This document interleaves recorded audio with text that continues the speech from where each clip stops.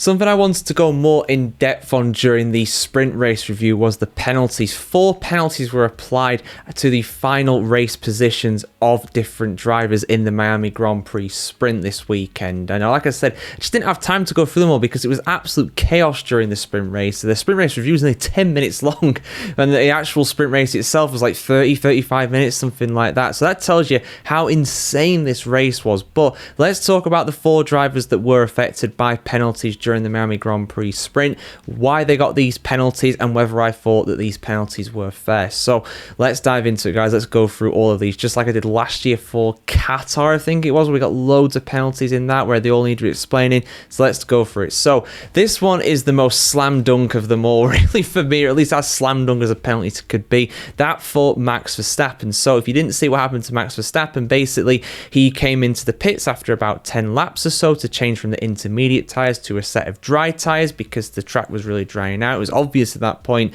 going off the times from Yuki Tsunoda, his teammate at Red Bull, and also Sir Lewis Hamilton, who switched to dry tyres, that dry tyres were the way to go. So they were very, very anxious and eager to get their driver into the pits. They brought him in, but at the same time, Kimi Antonelli, who was the driver behind him on track, also came in, and despite it being a very quick pit stop for Red Bull, they released him into the path of Kimi Antonelli. An embarrassing mistake by the Red Bull pit crew. This is not Max Verstappen's fault at all, but the standard procedure in these unsafe release incidents, when there is a collision like this in particular, it's not very often we see a really big collision like this in the pit lane because the speeds are so low. And also on top of that too, Kimi Antonelli was unable to make his pit stop at that time, so that ruined his race, or at least seemed like it ruined it anyway. He ended up getting points because of all the penalties, but initially Antonelli was outside of the top 8 and therefore outside of the points as well. Verstappen did continue. He had damage to his front wing. There wasn't really much green flag running after that, so he did continue, didn't have to do another pit stop, and they actually gave him a 10-second penalty for this, the stewards. I think that's absolutely fair. It dropped Max Verstappen down from 4th place at the checkered flag all the way down to 17th and last on the road because they were all bunched up behind the safety car. It was very much an amplified penalty because of that. If it was green flag running to the end, maybe he might have got some points because of it, but with the damage he had, I think he would have done very well to stay in the top 8, especially with a 10-second penalty on top of that. So let's move on to the next one. So Alex Albon in the Williams, he was promoted up to P4 because of Max Verstappen's penalty. It would have been a huge result for Williams, really, especially after Carlos Sainz crashed out of the race as well.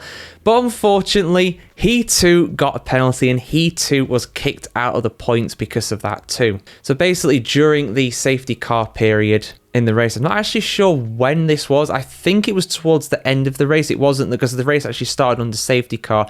I believe it was not during the safety car period at the start of the race. It was actually towards the one at the end of the race. And ironically, that safety car was brought out partly because of Carlos Sainz, Albon's teammate. And basically, for those that don't know, you have to go to a certain lap time. You cannot go below that lap time. You cannot go faster than that average speed, effectively, because otherwise you are not driving safely when the safety car is out. And unfortunately, because of that, Alex Albon did go too fast and he got a penalty because of it as well. A 5-second penalty that dropped him from 5th place down to 11th. Such was the bunching of the pack right at the end of the race under safety car. Now, it was only a 5-second penalty just because basically he didn't cause a dangerous incident. The conditions out on track were difficult. It was a dry track at that point, but there were still wet patches and the tyres very much would have been very, very cold in these conditions too. But the FIA will obviously argue and say, well, you should be even slower, then you should be even more careful because of that. So unfortunately, it's a slam dunk. You know, you go over that,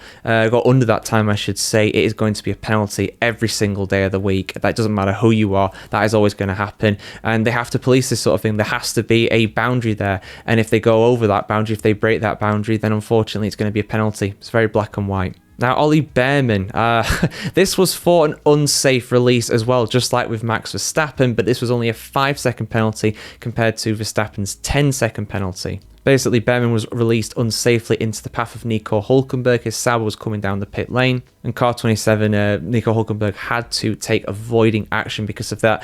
When this happens, if a car behind, even if they don't make any contact with you, if they have to lift off, if they have to brake, if they have to steer to try and get out of the way, and Miami as well is a very tight pit lane. You know, Jack Doohan found that out yesterday when he was being released for the sprint qualifying session, and had to basically get backed up by his engineers and then pushed forward again to get out.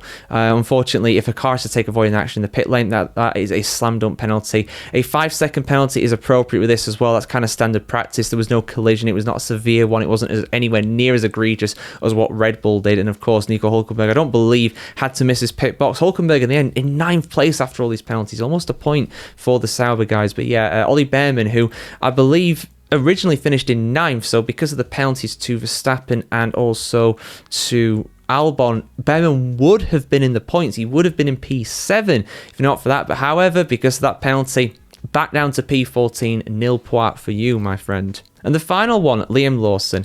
You already knew this one was coming. I mean, we knew Lawson was going to get a penalty. I did find it amusing how Red Bull Racing did post saying that, Tsunoda's going to get some points, even though he finished in P9 at that time on the road, because they knew that Lawson was going to get a penalty. This was for the crash involving Lawson and Fernando Alonso at the end of the race. Again, another reason why the safety car was brought out. Alonso was put into the wall. Now, some will argue that Lawson was run off the road unfairly and therefore was just trying to stand his ground pretty much. He's a very strong driver who was defending, not quite on Kevin Magnussen levels, but definitely a very tough driver to pass at the end of the day. But unfortunately, when you're off the track, as Lawson was at that time, he's going to get a penalty for this. He basically went into Alonso. Alonso was on what he deemed to be the racing line, and it was pretty bad. He gets a penalty point as well as a 5-second penalty. He's got 6 penalty points, has Lawson now, one of the highest on the grid, halfway towards a race ban. I don't expect him to trouble that, but